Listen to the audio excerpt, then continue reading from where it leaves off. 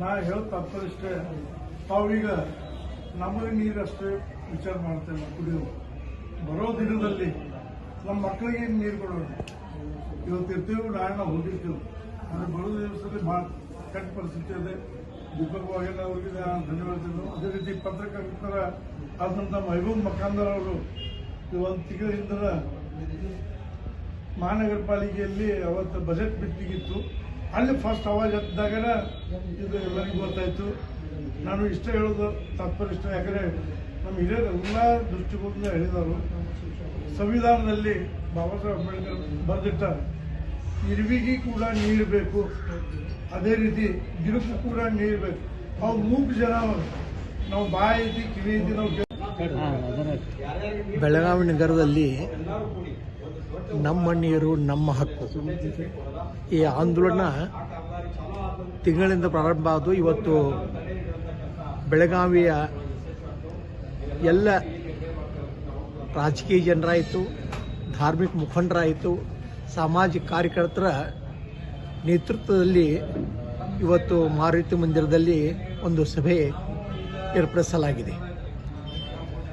ಇದು ಮುಖ್ಯವಾಗಿ ಹಿಡಕಲ್ ಡ್ಯಾಮ್ನಲ್ಲಿ ಬರುವಂಥ ಬೆಳಗಾವಿ ಬರುವಂಥ ನೀರನ್ನು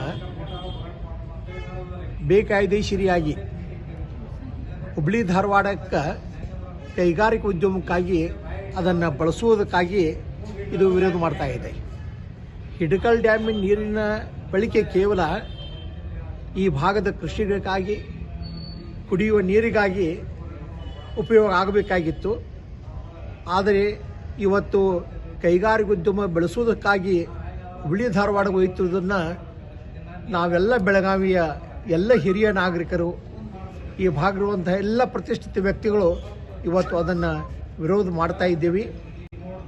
ಬೆಳಗಾವಿ ಜನರಿಗೆ ಬೇಸಿಗೆಗಾಲದಲ್ಲಿ ಮಾರ್ಚ್ ನಂತರ 8-10 ದಿವಸಕ್ಕೆ ಒಂದು ಸಲ ಕುಡಿಯೋದಕ್ಕೆ ನೀರು ಬರ್ತದೆ.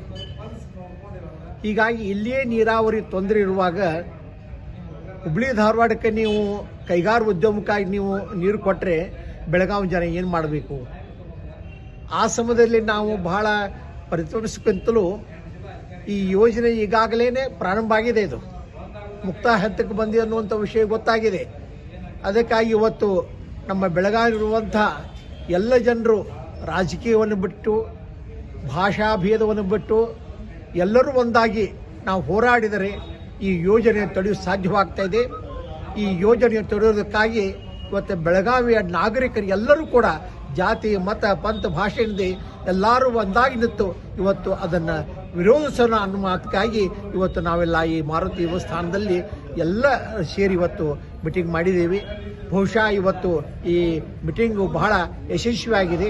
ಮುಂದೆಯೂ ಕೂಡ ಇಂತಹ ಮೀಟಿಂಗ್ಗಳು ಆಗಿ ಆ ಯೋಜನೆ ತಡೆದೊಡೋದಕ್ಕೆ ನಾವೆಲ್ಲ ಪ್ರಯತ್ನ ಮಾಡ್ತೀವಿ. ನಮ್ಮ ನೀರು ನಮ್ಮ ನೀರು ನಮ್ಮ ಹಕ್ಕು, ನಮ್ಮ ನೀರು ನಮ್ಮ ಹಕ್ಕು. ಸರ್ಕಾರಕ್ಕೆ ಹೇಳ್ತೀವಿ, ಆಕಸ್ಮಿಕವಾಗಿ ಸರ್ಕಾರ ಇದನ್ನು ತಡೆದಿದ್ದರೆ ಈ ಭಾಗದ